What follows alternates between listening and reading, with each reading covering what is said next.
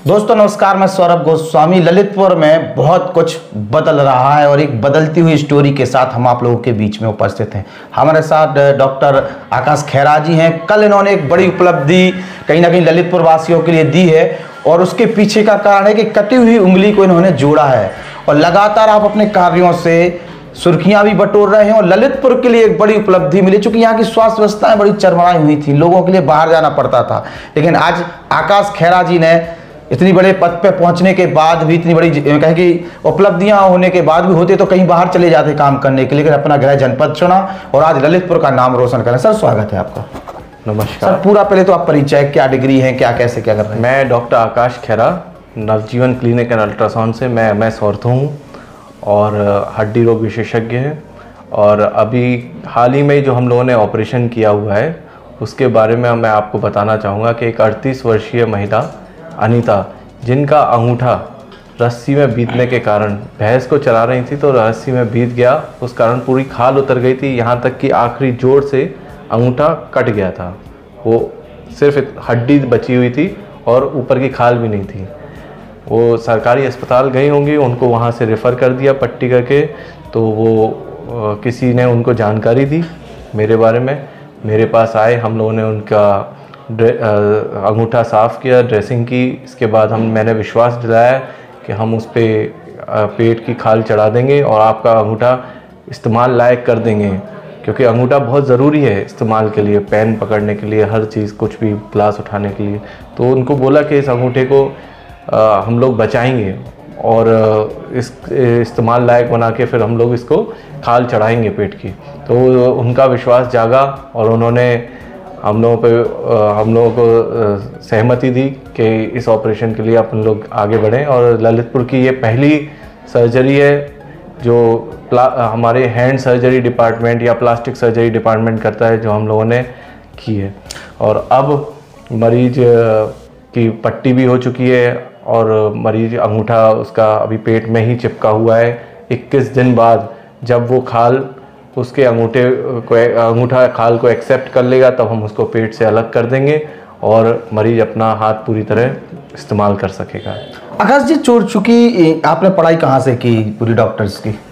मैंने काफ़ी बाहर, जैसे कि Sancheti institute of orthopaedic and rehabilitation Pune में है, जहाँ पर कम से कम कुछ नहीं तो लगभग 110 हड्डी के डॉक्टर एक ही छत के नीचे काम करते हैं। हर प्रकार की हड्डी के डिपार्टमेंट है, जहाँ पर hand surgery, paediatric orthopaedic, onco ortho और स्पाइन, नी और सर्वाइकल, मतलब सब प्रकार के वहाँ पर ब्रांचेस हैं। वहाँ से हमने अपनी MS ऑर्थोपेडिक की है, वहीं मैंने ये सर्जरी देखी थी और ये सर्जरी हमारे ललितपुर वासियों के काम आई है। इसके लिए मैं बहुत खुश हूँ। और इसके अलावा मैंने एम्स दिल्ली में काम किया है, मेदांता दिल्ली में काम किया है, शिमला मेडिकल कॉलेज में काम किया है और दिल्ली के लगभग 6 और हॉस्पिटल में काम किया है, जैसे जयपुर गोल्डन है। और इसके अलावा मैंने श्री आनंदपुर ट्रस्ट बहेरिया में मैं सेवाएं देता रहता हूं, लगभग हर महीने निःशुल्क सेवा देते हैं हम। और डिस्ट्रिक्ट हॉस्पिटल ललितपुर में भी मैंने 3 साल काम किया है। और आपने पूछा तो बताता हूं कि खुशी की बात ये भी है कि हमारे ललितपुर में डिस्ट्रिक्ट हॉस्पिटल में मैंने आयुष्मान भारत योजना के अंतर्गत उत्तर प्रदेश की सबसे पहली हिप रिप्लेसमेंट सर्जरी की जी, सबसे पहली शोल्डर हेमी आर्थोप्लास्टी सर्जरी की है, जो उत्तर प्रदेश की सबसे पहली सर्जरी थी। आयुष्मान भारत योजना के अंतर्गत हम लोगों ने निःशुल्क की थी। डॉक्टर साहब, चूंकि आपने जो बताया कि कई बड़ी अस्पतालों में आपने काम किया है, बड़ी संस्थाओं के साथ मिलकर काम किया है, सबसे पहले तो आपको हड्डी का ही क्यों समझ में आया कि आपको हड्डी के विशेषज्ञ बनना है? दूसरी चीज, ललितपुर ही क्यों चुना? मैंने हड्डी का विशेषज्ञ एक्चुअली मैंने देखा कि यहाँ पर ललितपुर में MBBS करने के बाद मैं जब दिल्ली में भी था तो एक एम्स में भी काम किया, तो एक विशेष तरह की मेरी जो लगाव था वो था सर्जरी की तरफ। मैंने देखा कि लोगों को मतलब काफ़ी एक्सीडेंट होता है, ये एक डायनामिक ब्रांच है जिसमें हमें तुरंत के तुरंत सपोर्ट देना पड़ता है। एक्सीडेंट्स होते हैं, लोगों के साथ मारपीट हो जाती है तो उनके हाथ पांव हड्डी टूट जाती है, घाव बन जाते हैं, काफ़ी तकलीफ़ में रहते हैं। तो इस तकलीफ़ को हम लोगों को ठीक करने का मुझे एक जुनून सा आ गया है उस समय, क्योंकि मैं इमरजेंसी डिपार्टमेंट में भी काम किया, ट्रॉमा सेंटर में भी काम किया मैंने दिल्ली में, एम्स में, और ये चीज़ थी। और इसके बाद काफ़ी जगह मैंने काम किया। उसके बाद मैंने देखा ललितपुर मेरा विज़िट होता रहता था, घर ही यहीं पर है, तो हम साल में 2-3 बार ललितपुर आते थे। तो मैंने देखा यहाँ पर सेम स्थिति थी, कुछ आगे बढ़ नहीं पा रहा था। और ललितपुर में कुछ ऑर्थोपेडिक सर्जरी के नाम पे भी कुछ नहीं होता था, लोगों के हाथ पांव व्यवसाय बना रखे थे केवल। नहीं, मतलब जब आएगा ही नहीं कुछ काम तो आगे कैसे कर पाएंगे लोग। अब वो क्या है, यहाँ से सब रेफर हो जाते थे, हर आदमी मतलब हर चीज़ रेफर होती थी ऑर्थोपेडिक। रेफर सेंटर ललितपुर की बन गई है अस्पताल। फिर मैंने आते ही साथ सबसे पहले सरकारी अस्पताल ज्वाइन किया, जहाँ पर सारी मशीनें बंद थी, जब सब कुछ बंद सा ही था, तब हम लोगों ने उस डिपार्टमेंट को डेवलप किया। उसमें बहुत सारी सर्जरीज की, लगभग शुरुआत ही मैंने पहले ही महीने में कम से कम लगभग 20-21 सर्जरी की थी। जहाँ रेफर होते थे लोग वो आपसे इलाज करा रहे थे? हाँ, वो सारी चीज़ें रेफर तो ऑलमोस्ट ही जितना भी कम से कम कर पाते थे वो ही रहता था, सब चीज़ों को कराया। और सारी सर्जरीज ऐसी हुई हैं कि जो काफ़ी अच्छी रही हैं, जो मतलब मुझे लगता है आसपास के ज़िलों में भी अब नहीं होती हैं, वो भी अपन लोग कर चुके हैं ललितपुर के। आकाश जी, चूंकि एक लंबा कार्यकाल अब आपका हो गया है, लोगों के बीच में है, इलाज कर रहे हैं, उपलब्धियां गेन कर रहे हैं, कहाँ से लोग आ रहे हैं इलाज कराने के लिए? अब तो लगभग सभी ज़िले से आ रहे हैं। और यहाँ तक कि मैं आपको बताता हूँ, हम लोग ऑर्थोपेडिक सिर्फ ट्रॉमा में नहीं काम कर रहे, बल्कि सभी ब्रांचेस में कर रहे हैं। पीडियाट्रिक ऑर्थोपेडिक में जो टेढ़े वेढ़े पाँव होते हैं बच्चों के, उनके लिए हम लोग मिरेकल फुट के साथ मिलकर मैंने ललितपुर में इस्टेब्लिश किया उस डिपार्टमेंट को डिस्ट्रिक्ट हॉस्पिटल में। और हम लोगों ने लगभग 100 से ऊपर बच्चों के टेढ़े पाँव का इलाज किया। उसके लिए ललितपुर ही नहीं, झांसी से, हमीरपुर से भी पेशेंट आए हैं, अशोकनगर, चंदेरी, मड़ावड़ा, मेहरौनी, सब जगह से पेशेंट्स आए हैं। और आरबीएस के जो टीम है सरकार की, उसके साथ मिलकर हम लोगों ने काम किया। और इसके अलावा जब मैंने सरकारी अस्पताल छोड़ दिया, उसके बाद भी लगभग 2 साल तक हम यहाँ पर फ्री सेवाएं देते रहे, क्योंकि उसके लिए ट्रेंड पर्सन नहीं थे जो ये प्रकार की चीज़ों को कर पाते। तो 2 साल तक हमने फ्री बच्चों को प्लास्टर बांधे मिरेकल फुट इंडिया के साथ मिलकर, और काफ़ी पीडियाट्रिक ऑर्थोपेडिक में भी हम देख रहे हैं आकाश जी, चूँकि ललितपुर भोपाल यहाँ से 200 किलोमीटर, ग्वालियर 200 किलोमीटर, और यहाँ पर स्वास्थ्य सेवाएं हैं, चाहे भोपाल चले जाओ चाहे ग्वालियर चले जाओ, मैक्सिमम ललितपुर के लोग हैं। ललितपुर से लगे हुए जो भी मध्य प्रदेश के ज़िले हैं, यहाँ के लोगों के लिए केवल एकमात्र विकल्प था कि ग्वालियर या भोपाल, और इसके बाद अगर ज़्यादा पैसा हो तो भैया लखनऊ चले जाओ या दिल्ली चले जाओ। लेकिन कहीं ना कहीं आपने ललितपुर में ये चालू करके एक विकल्प देने का प्रयास किया है, कितने सफल हो रहे हैं?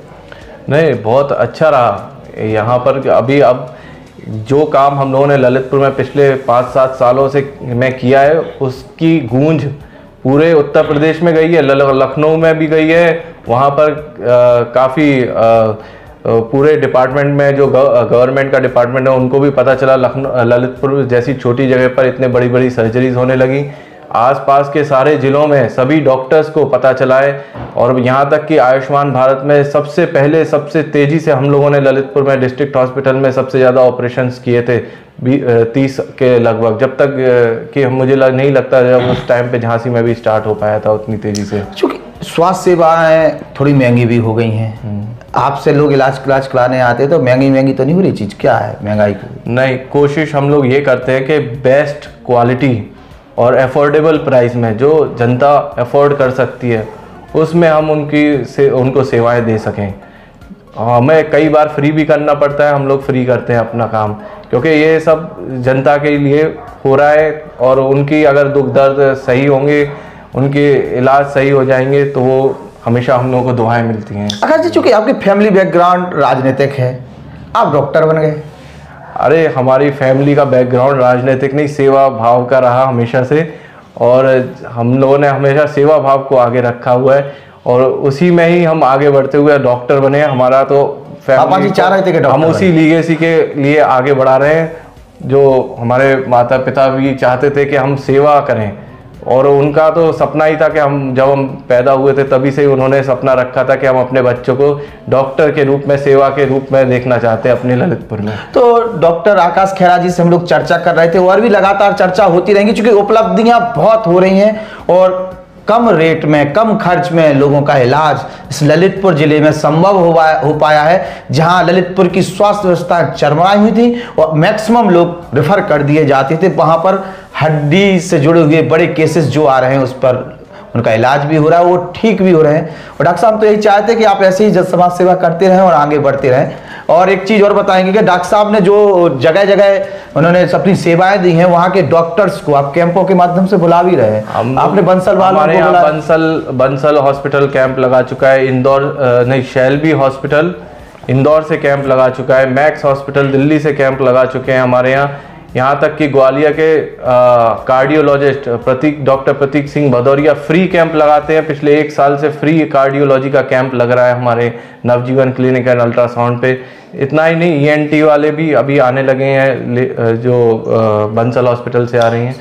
तो सर आपने जो नाम गिनाए, जैसे ही जो कि बड़े नाम है और बड़ा नाम आता है तो बड़ा बिल भी आता है, तो फिर यहाँ पर ऐसे आप बुला के क्या मतलब लोगों को बताना चाहते हैं, क्या इसके पीछे का लॉजिक क्या है? यहाँ पर जो उन्होंने सेवाएं दी हैं वो निःशुल्क दी हैं अभी, या कम पैसों में दी हैं। जो भी सेवाएं दी हैं ये इसलिए है कि एक विकल्प है लोगों के लिए कि जो छोटी मोटी यहाँ पर आकर ऑपरेशन तो कर नहीं रहे हैं जी, वो यहाँ ये उन लोगों के लिए सेवाएं दे रहे हैं जो कि दवाइयों से अगर यहाँ पर ठीक नहीं हो पा रहे हैं ललितपुर में या किसी वजह से, सही तो परामर्श नहीं मिल पा रहा है। परामर्श की सेवाएं दे रहे हैं वो, ना कि कोई ऑपरेशन की सेवाएं। क्योंकि परामर्श मिलना जरूरी है और परामर्श में अगर हमको सही पता चल जाए कि हमारा डायग्नोसिस सही बन गया और सही दवाई ये है या ये विकल्प है, तो हम बड़ी जगह जाकर सरकारी में भी इलाज करा सकते हैं, ऐसा नहीं है।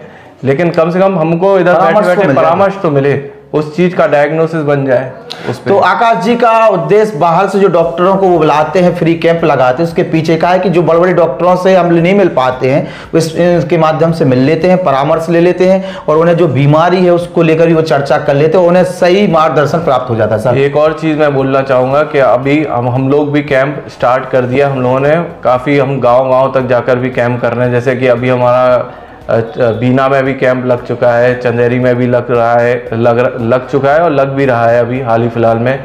बार में लगेगा हमारा, मेहरौनी में लगता है, मैं टीकमगढ़ भी जाता हूँ कैंप करने के लिए।